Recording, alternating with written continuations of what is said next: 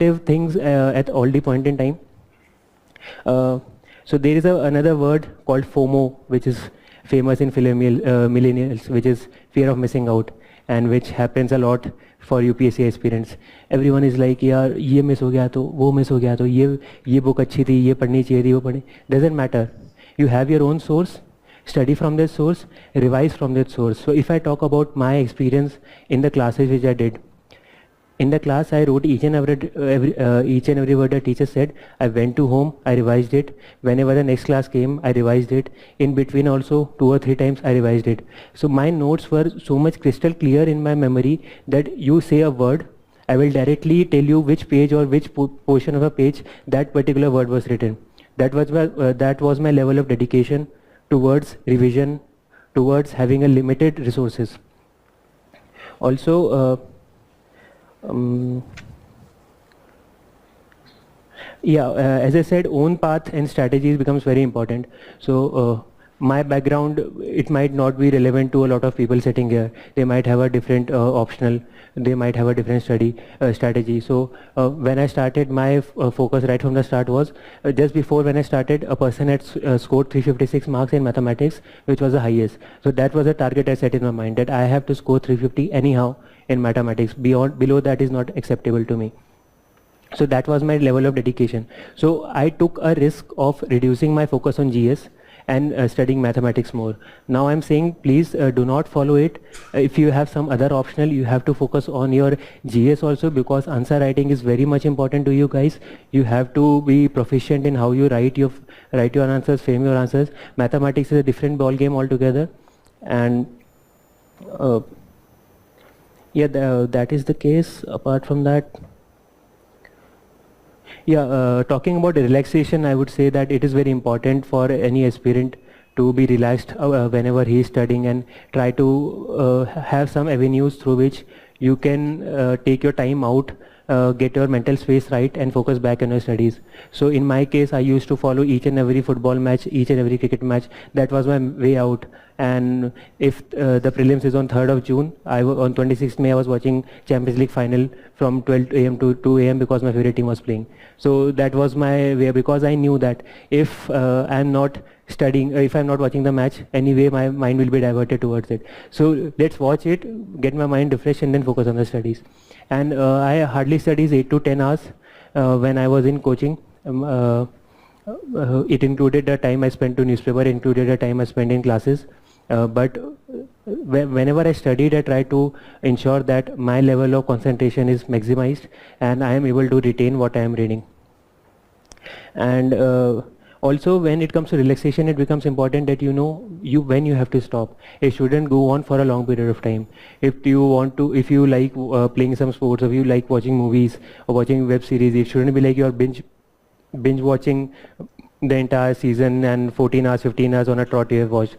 That then it fails the purpose which it's supposed to solve. Then I personally had my mom monitor me. I told her that if I spend more than 1 hour, just please remind me that I have to get up and study again. So please have some sort of a mechanism who is there to remind you in case you feel that you are spending too much time away from the studies, because you need that sort of a course correction. And then sometimes you might also get in touch with your friends who are not related to UPSC in any manner. Then you can talk about some generic stuff, what they are going through, and it will get your headspace away from UPSC for some point in time, and then you can come back and focus. So it becomes very important.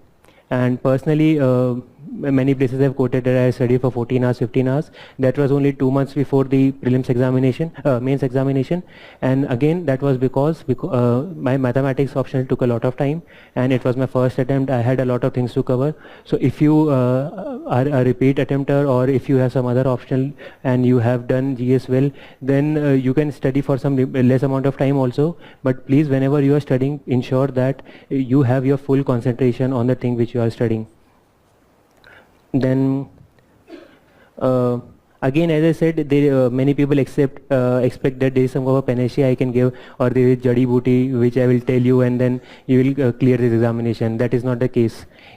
Each person has its own strengths, own weaknesses. You have to identify it yourself. You have to chalk down your own strategy. So the name of 4 people I took at the start, I discussed with each and every one of them, identified what worked for them, which could work for me. I adopted it from their strategy, synthesized everything up, and then formed my own strategy. So again, I will say, please don't follow me. Try to find people who have some kind of common things between you and them. So then you will be able to relate more, because sometimes you are like, yaar mere sath ye ho raha hai. Then if you talk to that person, he will say, yes, exactly the same thing happened with me and I did this. So then you have someone to fall back upon. अगर कोई philosophy या psychology वाला optional वाला मेरे पास आके पूछ रहा है, then I frankly I don't have anything. Last 2-3 days I have been receiving lot of messages where people are asking me for the tips etcetera.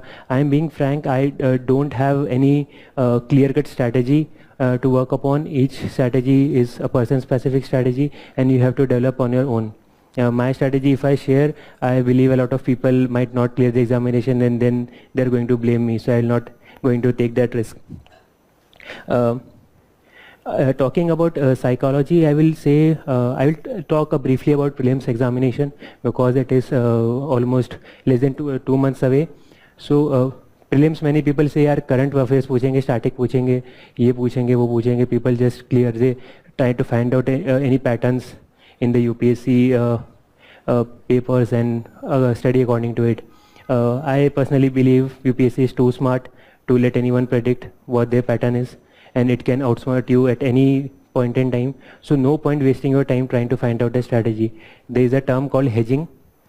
If you know hedging, it means reducing the impact, negative impact you might have.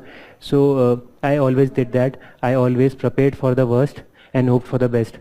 So whenever I was preparing, I always thought ki these are my strong suits. These personally, I like polity, I like economics, I like geography. So whenever these questions will come in any examination, I'll try to maximize the score in these.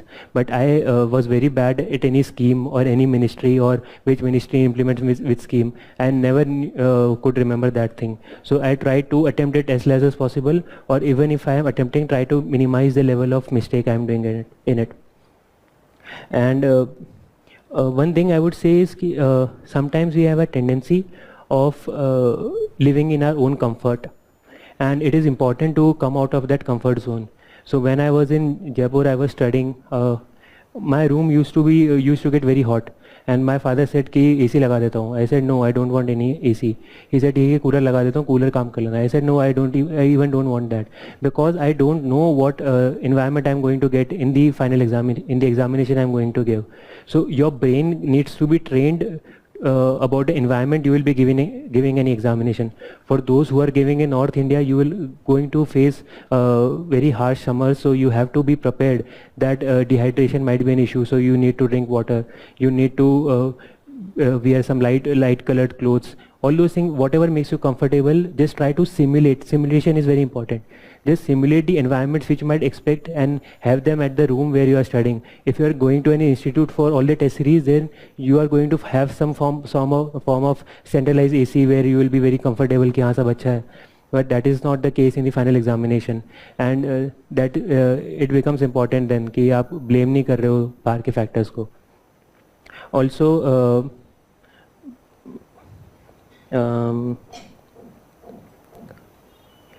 एक था कि I would definitely say luck does play some part in examination, but I also believe luck favors the brave.